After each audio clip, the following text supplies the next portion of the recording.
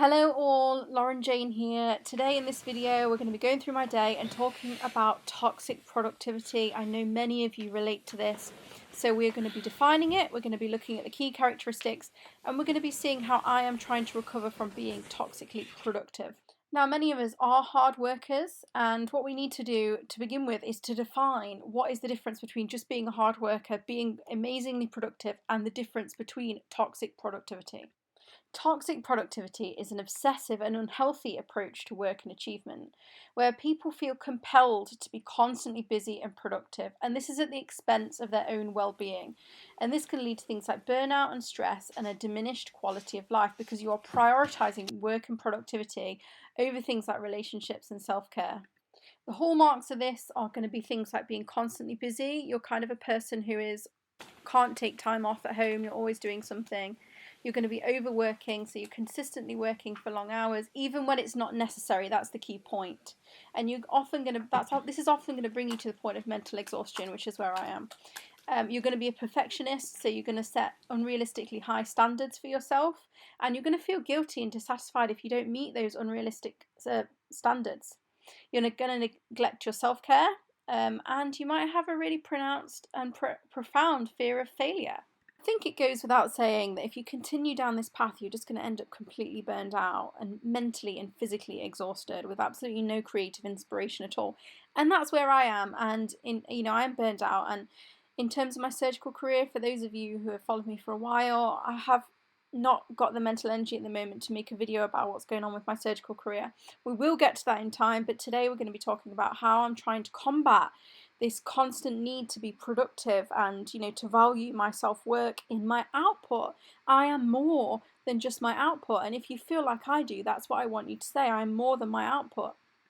And throughout this video today, I'm going to be showing you how I am healing. Okay, so it's not all doom and gloom. We know that we've got a problem with toxic productivity, and I know that I have, and you're here in this video probably because you're exploring the idea that you do too.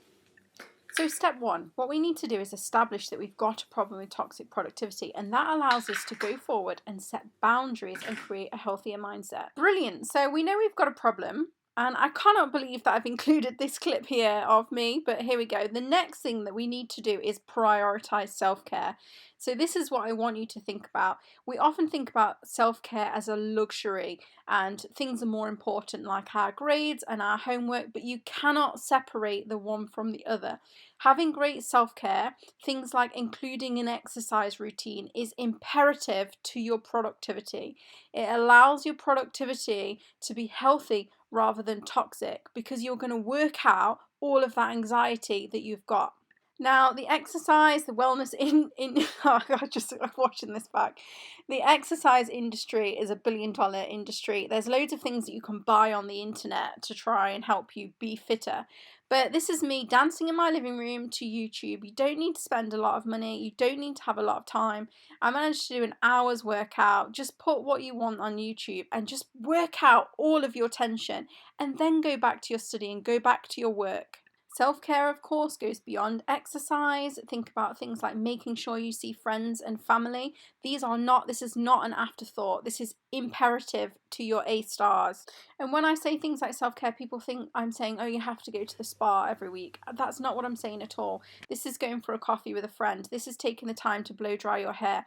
This is taking the time to go and play football or wandering around a shopping centre, going to a cafe, treating yourself to a book. And I want you to think about self-care as absolutely imperative to your productivity. Next step, you must learn to say no.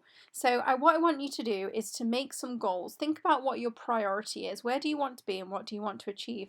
Now, if someone asks you to do something or there's an opportunity and it doesn't fit into those goals, it's not one of those things that's going to help you achieve those things, then say no. You've got to be able to do that. This is absolutely crucial in preventing burnout. Make your life work for yourself. Do not take on things that do not help you achieve your end goal. Next, set boundaries, my friends. Okay, so you're going to work at this time. Let's say you work in the evenings or you work on a Thursday afternoon. Outside of this time, you are not going to be working. And it's also really helpful to have a designated work area in your apartment or in your house. And that way you can kind of close off that zone when you are not working. You need to have a separation between work and play. So if you are a person who is struggling to separate work from free time, do some journaling and some timetabling, schedule your work hours, and you are only going to work during this time. Next goal, my friends, and I hope you're kind of feeling better as we're going through these. The next thing you need to do is reflect on your values. So spend some time reflecting on what matters to you outside of work. Remember, we are more than productivity, we are more than our work. So this is a mistake that I made. My children are very important to me, but other than that, I was completely obsessed by being a surgeon, and that's completely taken over my life. And that's one of the things that's contributed to my burnout. So who are you outside of work? Who are you outside of productivity? Also, a little side note, for ladies out there, apparently wearing green makes us feel very empowered. So I'm wearing green. It makes me feel like a nature goddess, and sparkly tights as well. Next, we're going to think about social media. So at the moment, I've actually not removed my social media, but I've actually opened new Instagram accounts. And the reason that that's so useful is because there's a lot of like hustle culture and a lot of peers who you follow, and it's really easy to compare yourself to people who are doing better than you in whatever sphere. So if you're feeling really low and burnt out, it might be just helpful to take a new Instagram or TikTok and only follow accounts that are dedicated to your passion rather than your work. And finally, before I put this lovely face mask on, passions. Passions are incredibly important, not just for your well-being, but also for making you more effective when you are studying or working. So please do not neglect your passions, because you're not a machine, you're not AI, and you need to engage in your passions and your hobbies to be efficient at the things that you do. So do take time to make sure you engage in whatever your passion is: football, knitting, sewing, in my case reading and wearing this funny mask. And these are all my recommendations. This is what I'm doing for myself. Please leave me any comments. Remember to like and subscribe if you haven't. It's always wonderful to see you in these videos. Yes, this mask is incredible. I absolutely love them. And I can't wait to see you all next week. Thanks, guys.